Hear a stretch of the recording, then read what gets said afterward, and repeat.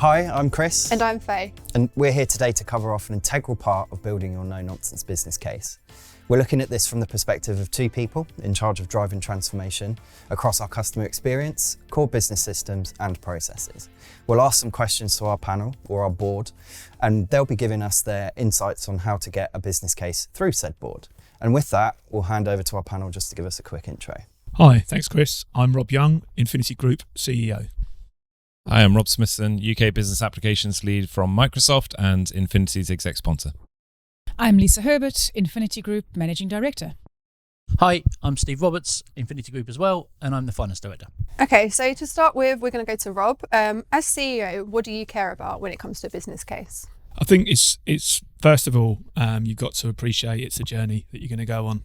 It's a continual journey of continual improvement. So I think you've got to get that straight in your head. It's not a project that you would traditionally deliver in one go. And then you've got to try and bring the people on that journey with you. And you know, there's lots of different ways you can do that, such as having advocacy groups or steering committees, but getting people from all over the business, whatever their role, whatever their position, involved in these projects at an early stage is really going to win hearts and minds. And then when you actually get to start delivering the project or start thinking about how you're going to deliver it, deliver the easy stuff, quick wins first, so people can see those wins and can share their excitement and their success with the wider business and kind of build those champions and keep that cadence with that steering group and that advocacy group, keep that going throughout the project. And taking it just a level above, what would you expect from, or how would you expect a technology transformation project to align with the strategic objectives of the business? I think it's important to understand what the outcomes are and don't be led by the technology. I think often the mistake people make is they see a shiny thing somewhere and they think they're going to go after it and they drive the project using the technology. This is a really high level business conversation. You need to understand what the business is trying to achieve. And that can be lots of different things. It could be, growth of client base. It could be M&A and acquisitions and integrations. There's so many, business-led conversations that need to be had and understood before you then go into any kind of delivery phase. Well, we've obviously gone through a couple of acquisitions ourselves.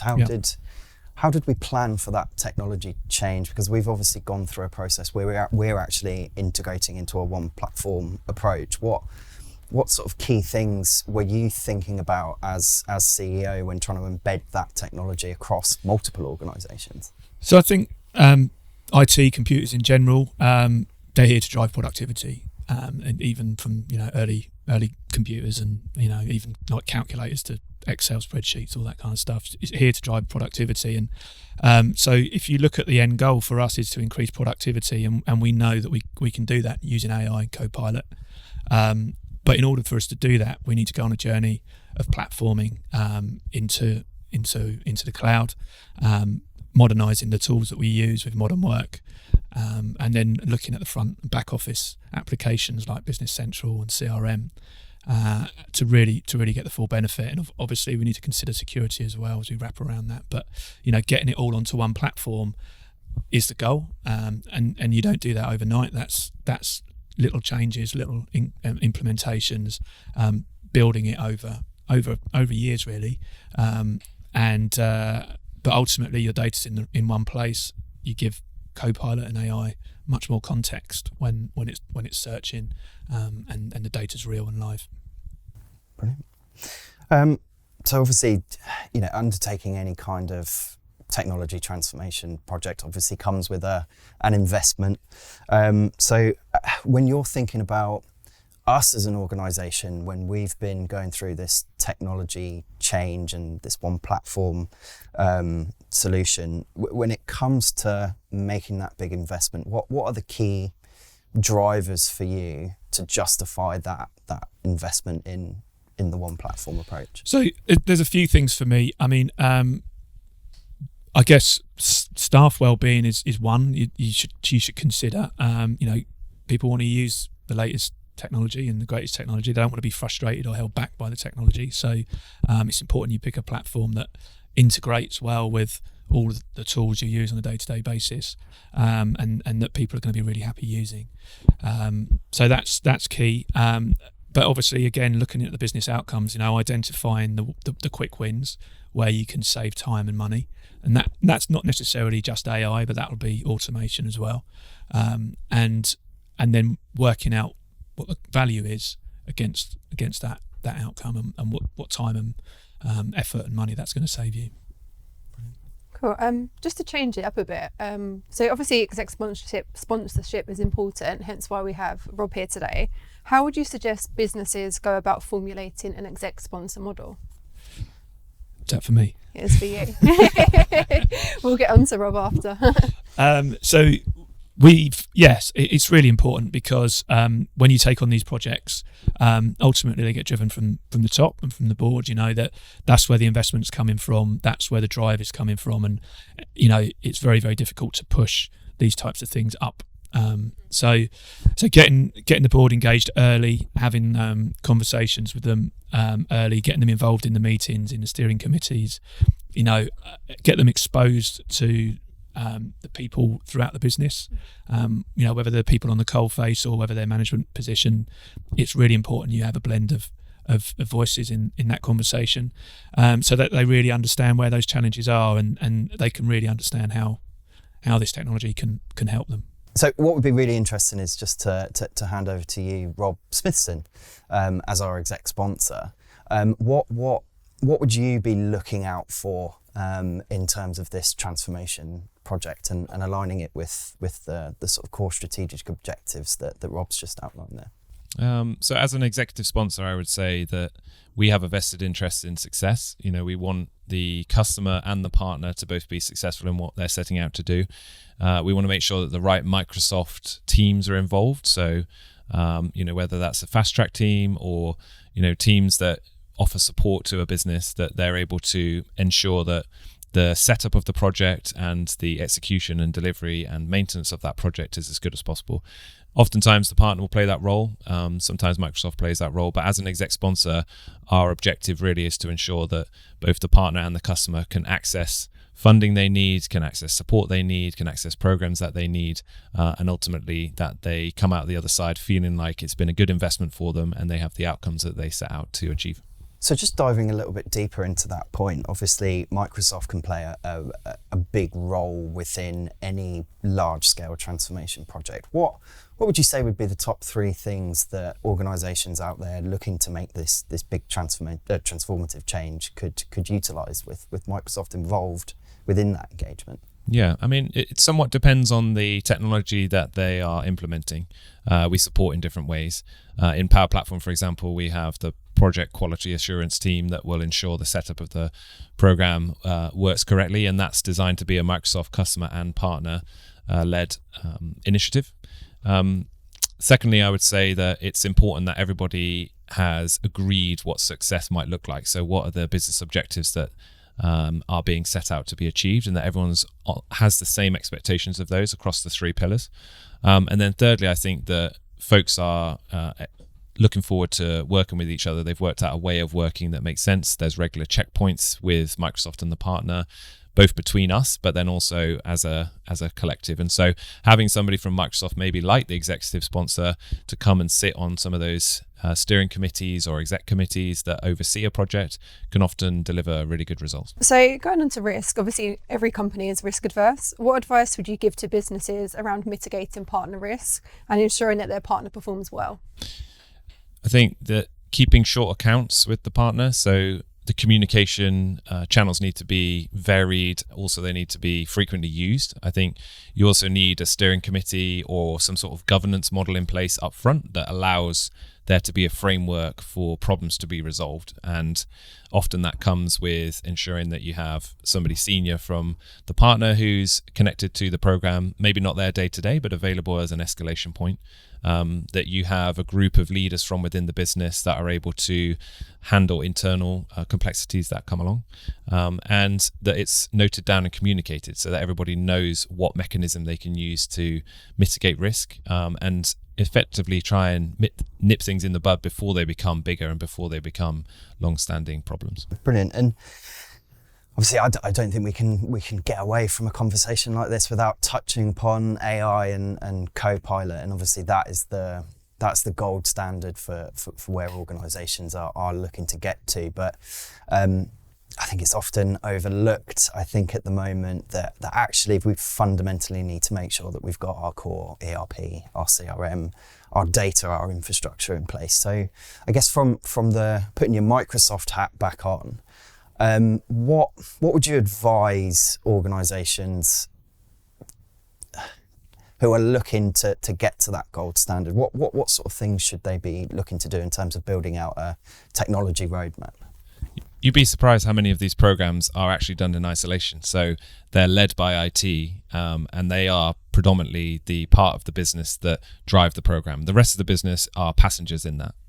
We would suggest, and in fact, I talked to a customer just yesterday who they'd managed to get a representative from every part of their business together and have an open conversation around where they wanted to get to with AI and the steps they needed to take to get to that point. And they found that fascinating to actually get perspectives from across the business, because tax might have a different view to compliance, which might have a different view to the CEO's office. So getting different parts of the business together, mapping out where you're ultimately trying to get to, what benefits you think AI can bring, what business processes you want to tackle, and then working out what steps you might need to take to get to that place. And that's often where a partner can help as well. They can help define that roadmap for you.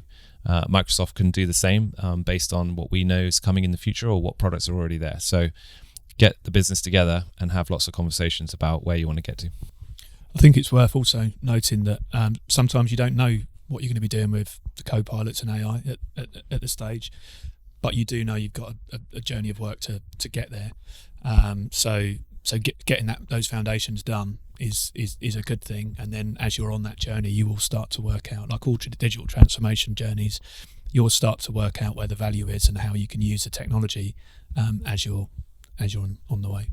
And hopefully the relationships you've built up front by getting everyone together, you can continue to leverage those as you go forward, can't you? Absolutely. Yeah. Okay, so I mean, I guess now a question to all of you. So I think many businesses are often very complex. There's multiple processes in place. There's obviously a lot of legacy systems or third-party tooling in place. And, you know, what we're proposing in this scenario is that we're going to do a full revamp of this customer experience process, this sales process, the marketing process, the finance process, and ultimately to create an end-to-end solution. So, Lisa, I'm going to throw to you here. What would you be expecting to see within our business case to ensure that we're still able to operate business as usual? I think for me, what's really important is that everybody understands the picture. So we can talk about business as usual or BAU, but the reality is there's always going to be idiosyncrasies that affect the way that we perform and operate on a day-to-day basis.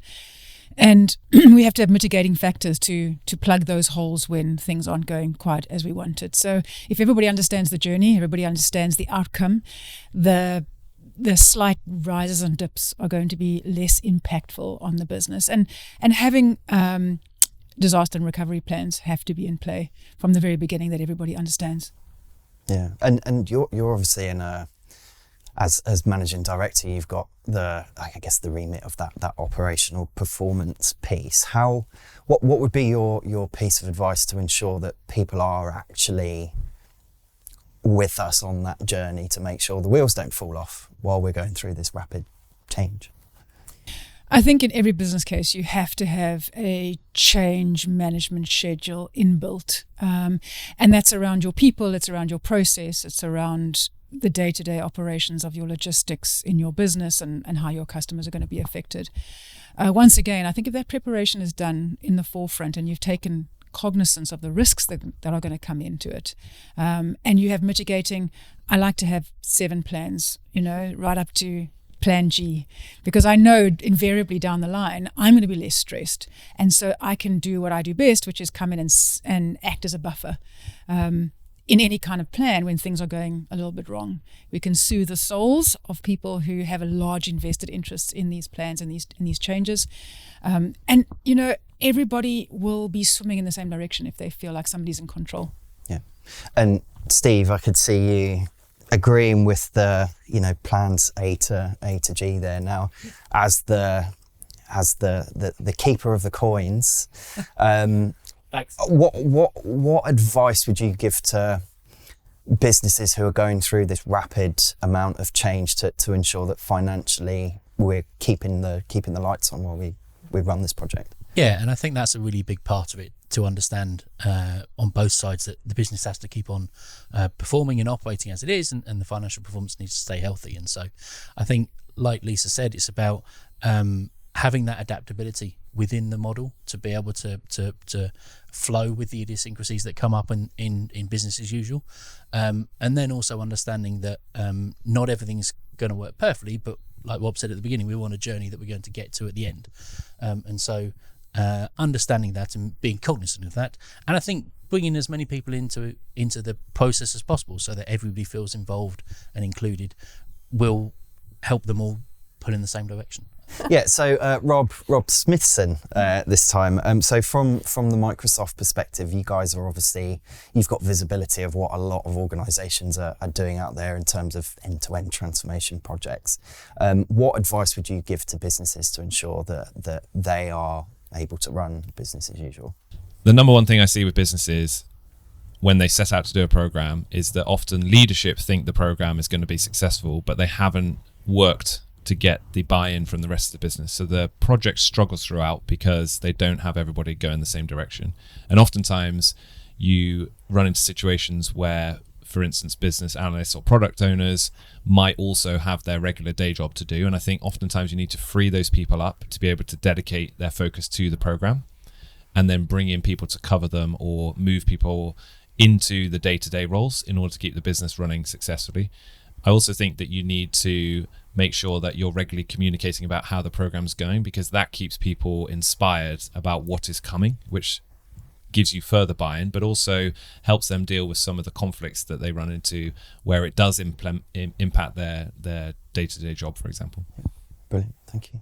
And Rob, the same question to you. I think I said at the beginning, it's a journey that you've really got to get everyone to buy into. That the whole change management piece is essential for a successful project. If you have naysayers in the business that haven't been included early doors, then it's going to be destined to fail at some point, or some part of it will fail. So yeah, really getting those people involved, making it fun, having kind of wrap parties when you do particular parts of the project or deliver particular parts of the project.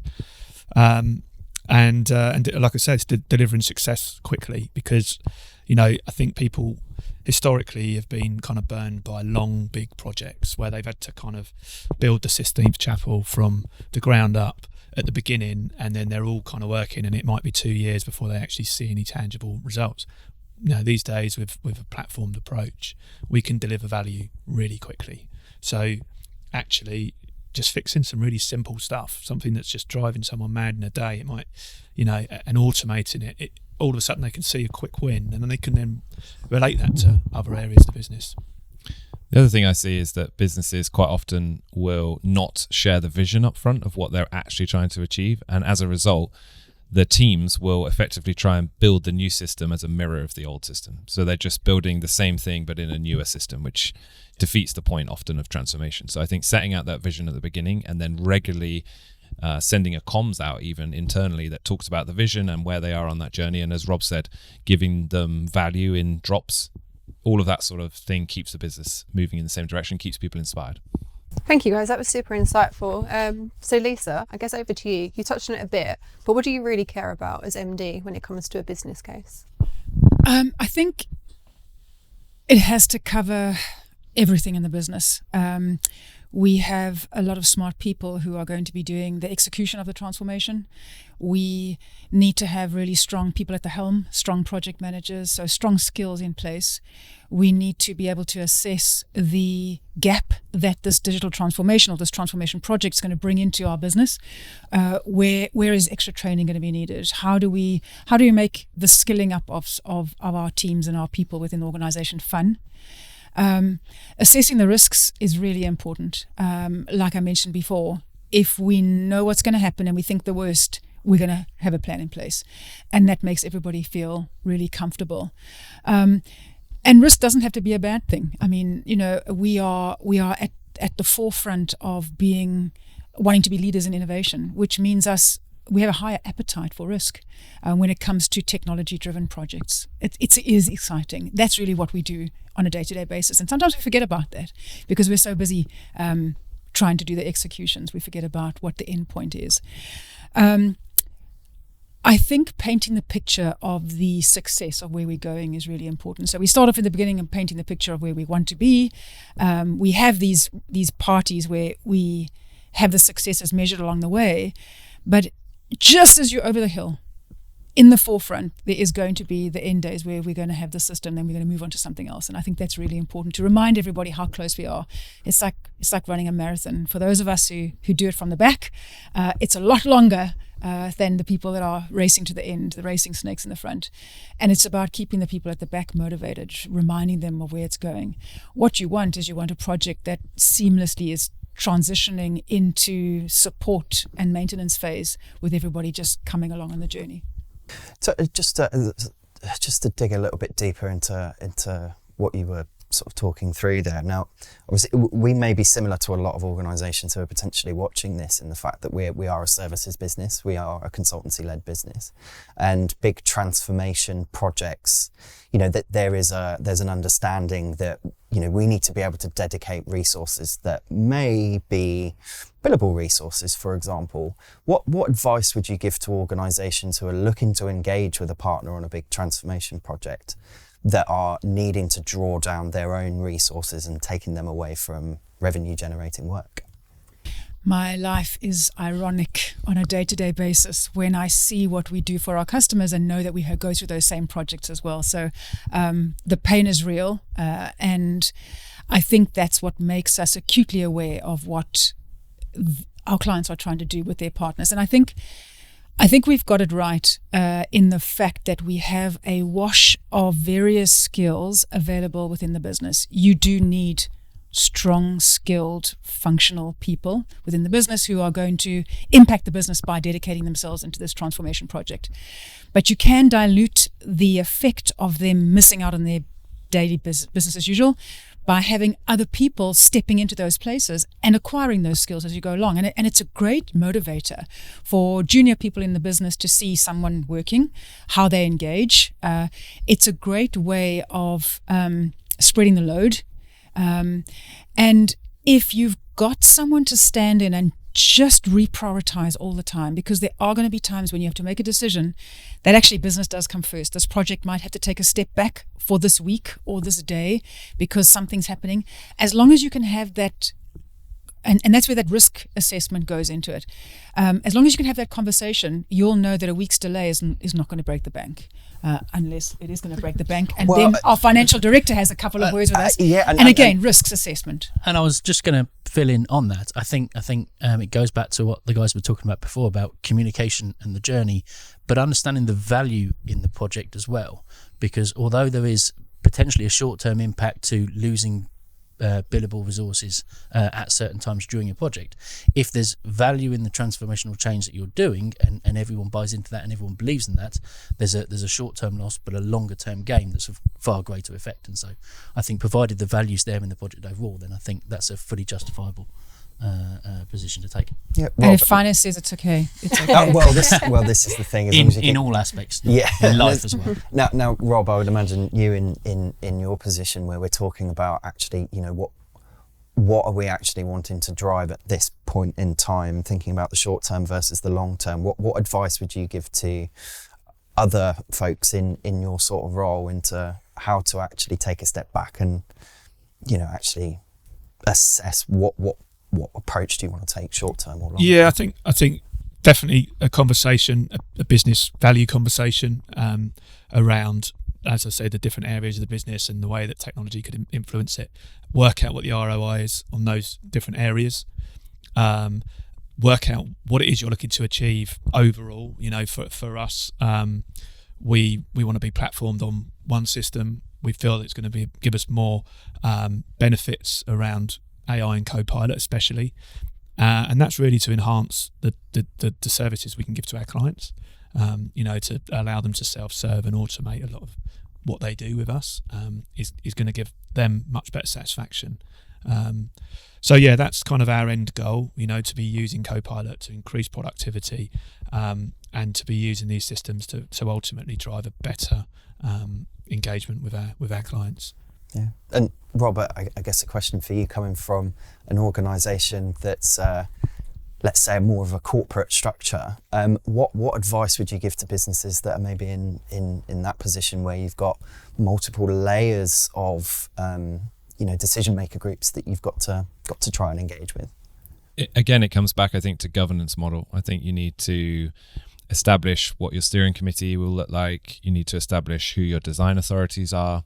Some of the most successful programs I've seen actually had a specific mechanism that they designed for ideas to come in from anywhere in the business, to almost be scored against the objectives of the program, and then to be slotted in to be built or incorporated. Because they had such a structured mechanism for that, it meant that changes to scope, change requests, all of those things that sometimes programs struggle with were minimized. So defining these processes and these bodies up front can really pay dividends as the program reaches difficult points of its life cycle.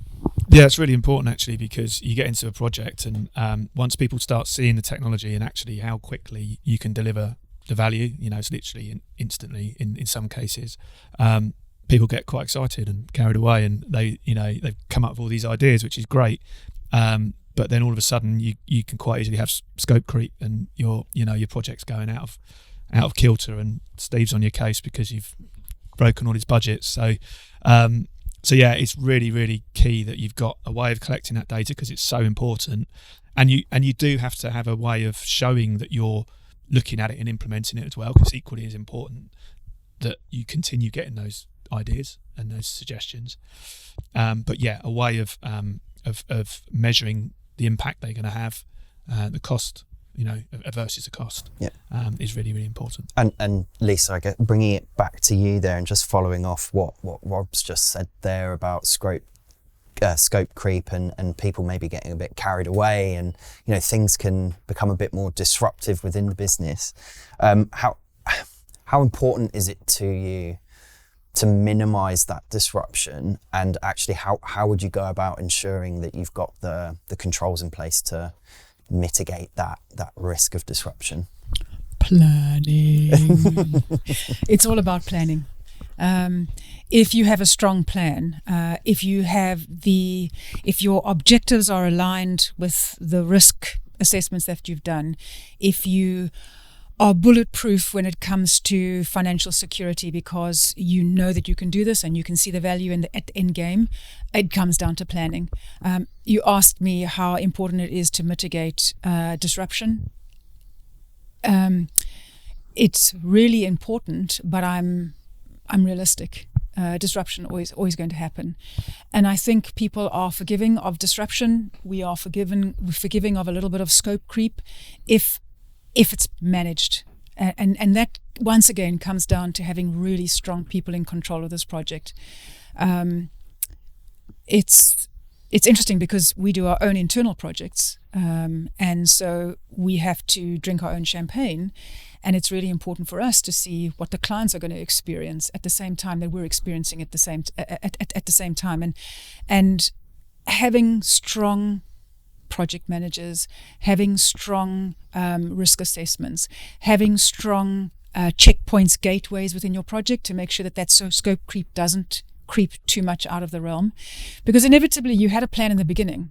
If we go in and we have an idea of a viable product that can work, we go back to what Rob Young was saying, is get it out there quickly so people can see the value in it first. We can always make it more smooth on the outside at a later stage, when we have more time, when we have more, when we've already proved the point.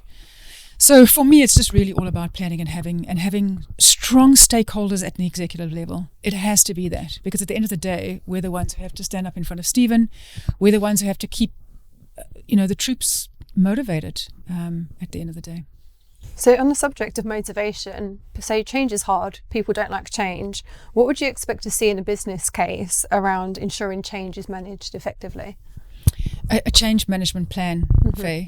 A structured change management plan will mean that you have thought about anything that could possibly go wrong. And that's around skilling up your people, that change. So people are really important. Our people are really important to us, and our clients' people are really important to them, and they're the ones who are going to adopt or die this project. So communication is really important. In every successful change management plan, the communication plan is the most detailed part of that plan. And that constant communication, keeping people on that journey, on the train, for them to understand it might be feeling a little rough now, but we're just around the corner from having a really good result. So Steve, obviously, I think it's very clear that, someone in a role, or someone like yourself in the role that you do, holds a lot of the cards when it comes to actually getting sign off for a big transformation project. So I guess my question to you is, what do you care about as CFO? A lot of the things the team have already talked about, certainly the people. And so from an employee perspective, we're interacting with the projects every day and the systems we use every day. And so they need to be as simple and as efficient as possible. And then from a customer perspective, how are we communicating with them? What documentation they're receiving from us, certainly from a finance perspective, and what's the best way for them to receive that, and what presents it in the best start. And so that, I think we've covered a lot of that. Probably the bit I would add from a finance perspective, and I think this is certainly it takes an even greater importance for companies that are looking to grow, is the sort of workflow management and the process control piece that can come from big projects, and being able to identify and determine the workflows and the systems and the processes you want for individual systems right throughout the business, gives you a level of internal control that, from a statutory and regulatory perspective, really gives you a renewed sense of confidence in the finances and the financial performance and viability of the business. And I think being able to implement those projects and establish those, define and then establish those workflows and those processes really is a really key part of it from a finance perspective, certainly. And in your experience of projects like these, how do you think financial performance is impacted, and what would you advise businesses do to prevent as much impact as possible? So I think it goes back to a lot of the things we've already said. Obviously, you want financial performance to be impacted as minimally as possible, ideally, if not at all.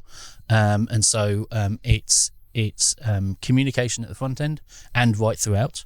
It's very much planning that the team touched on earlier as well, to make sure that you have a clear strategy and a clear idea of where you're going and that journey, and everyone's bought into that journey. And then some adaptability within that, to be able to understand that there are going to be things that happen on the way that weren't expected, and that change management piece.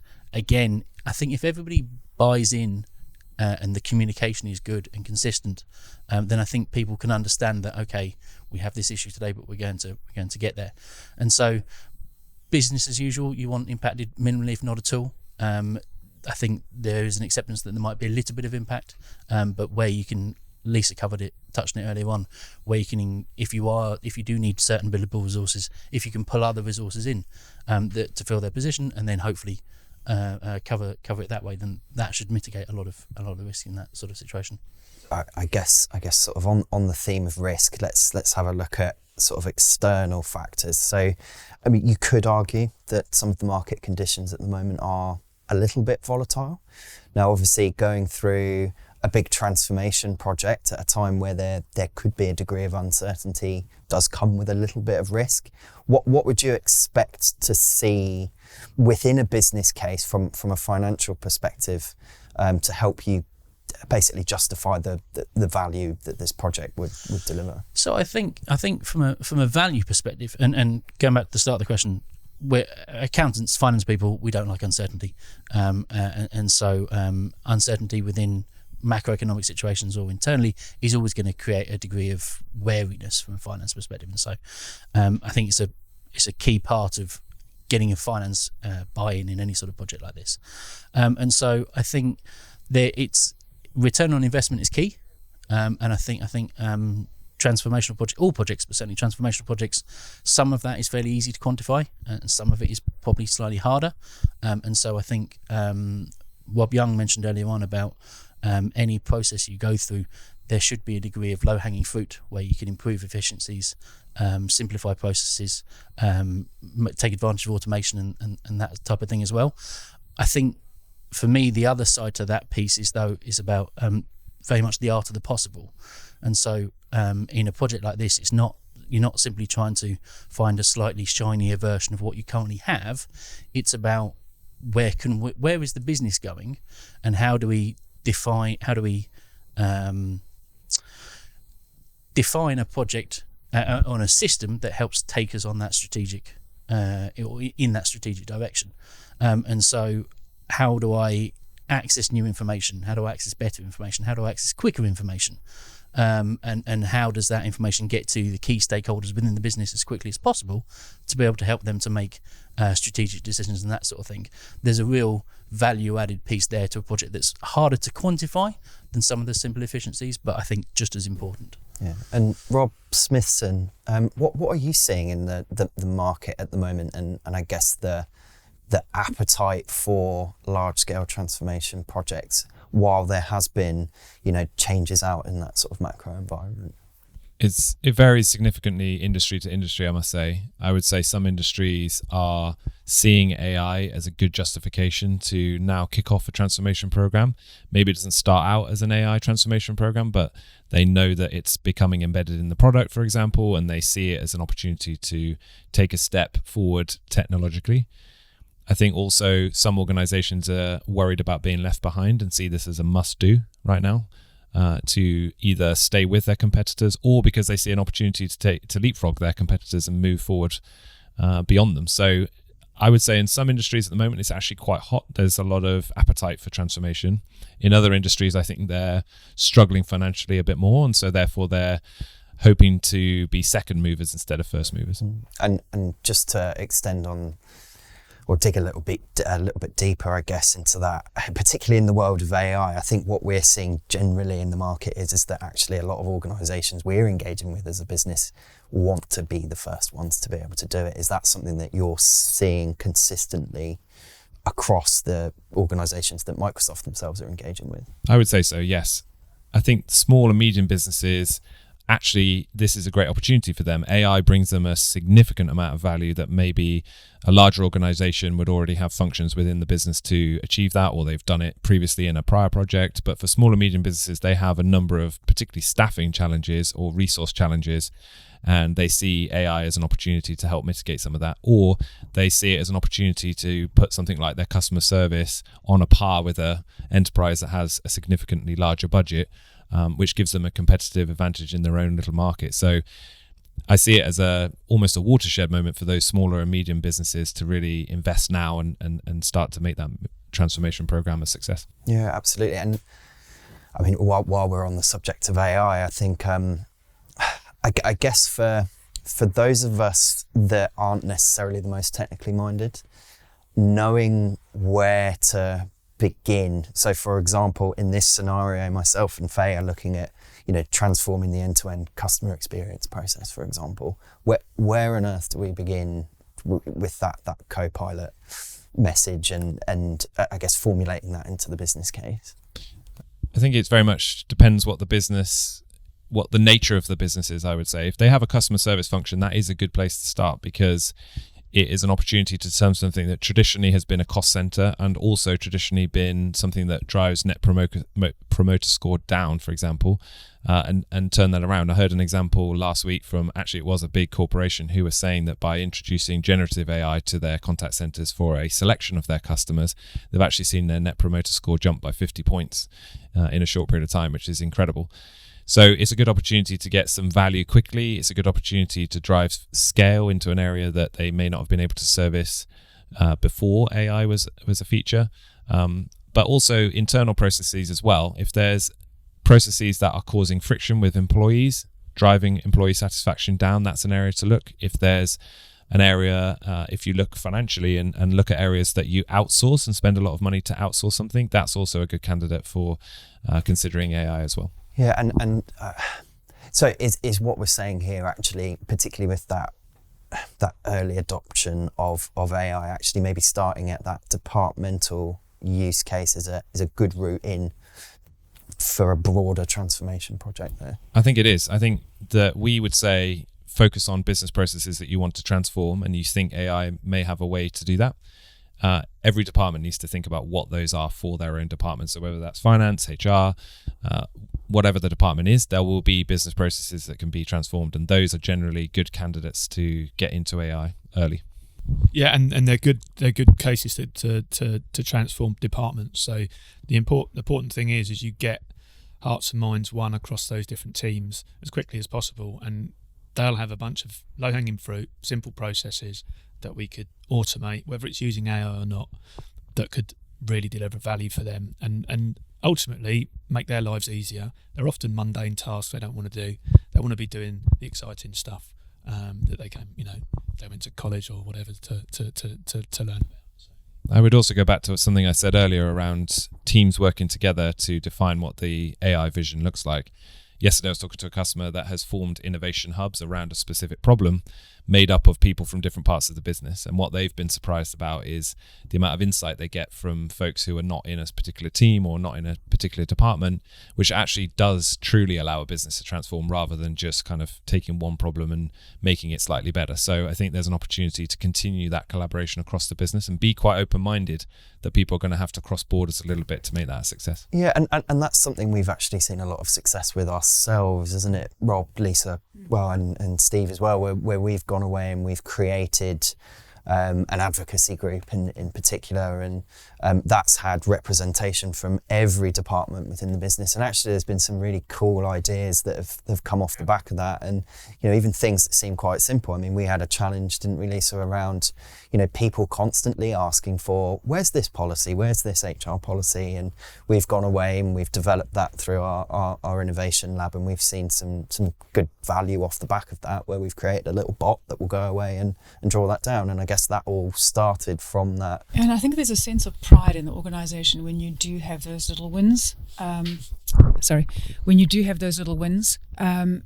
Everybody's on the journey. There's this constant cross-skilling of I didn't understand how Steve was using AI in his finance department. He didn't understand how I was using it in my various works functions.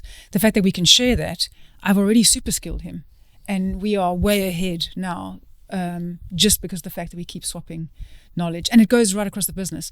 This advocacy group that Chris is mentioning, there's no hierarchical level to it. A managing director and a service desk engineer all sit together because we have different varieties, and so the appetite for adoption, I think, has super increased.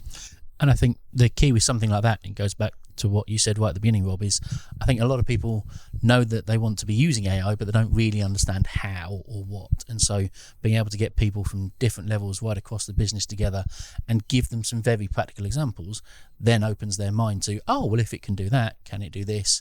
And then it starts the ball rolling. I think people often need just that breakdown of the technology to begin with, to then really then understand it better and move with it from there. Yeah, that's it. And that is essentially something that started off as a working group so that we could understand the technology ourselves a little bit better. And actually we've been able to take those outputs and feed those into our own business cases for broader transformation. So that's been really, really insightful there. Just to take it back to the finance side of things again, Steve, how would you go about measuring the expected cost savings and revenue growth from an investment like this? Cost savings comes back to the return on investment to a large extent. And I think some of it is quantifiable, some of it's slightly harder to quantify. There is a new transformational change will bring about simplified processes, more efficient processes, a better use of technologies, as we've just been discussing, that will save time and allow whatever department that is more time to be looking at other areas. And so if that's revenue generating employees, profit centres, there's quite an easily quantifiable number there. I think the other side to it is more about aligning that transformational change with where the business wants to be, and that comes back to the art of the possible in terms of not regurgitating the current processes, but very much looking to set in place outputs or processes that deliver outputs that give senior management the right information at the right time. I think that as a value is really important to businesses as they look to grow. It's harder to put a number on, but I don't think that means that it should be ignored. I think that's a key part to doing this type of thing. And I think then the other side to that goes against that is when you're looking at these sort of transformational projects, and I'm going against every instinct as a finance person, but I think it's also important to be aware that you shouldn't be scared of the initial number, because there is going to be an upfront cost, that there is going to be some disruption within the business and that type of thing. But I think if you believe the value is there, both from a simplicity and efficiency perspective and in terms of what you can do in the future, then I think you can find the transformational project that gives you greater value than any short or medium term disruption. Yeah, brilliant. And I just wanted to pick up on something you said there about the revenue generators versus the cost centers. And when you talk about customer experience, and often within there is that marketing element, some of the sales processes and things where not necessarily are straight up revenue generators, but obviously are a key component of this. Now, if I put my marketer's hat on, what advice would you give to someone like myself who is in theory sat within a cost center to demonstrate the value? I would say, and how I've always thought about it, is that in pure accounting terms, there are cost centers and profit centers. And I could bore everybody all day on the intricacies of that, but I'm thankfully not going to. But I think for me, everybody within a business serves a customer. That customer just might not be the end user. As a finance team, we don't. Some of the finance teams, say credit controllers, have day-to-day interaction with customers. Some of us don't. But who we do have regular day-to-day interaction with are other departments, marketing and HR, but also the revenue generating parts of the business. And so if we are to treat them as customers and service them as best we can, that puts them in the best position to then enable them to service the customer and the end user as best they can. And so I think it's all about understanding that sort of customer journey, that life cycle of a business that says, while we may not all be customer facing, we are all customer dependent. And so every different tentacle within the business affects how the end user customer experience. Just off the back of what Steve was mentioning, not to underestimate the value that these projects have on employee engagement.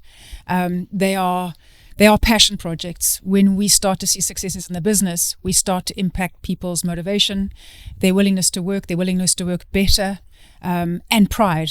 There's a lot of pride going on around what we're offering our clients, what we're using ourselves, the fact that we can talk about it across the business. That's been really actually noticeable with some new employees that we brought into the business.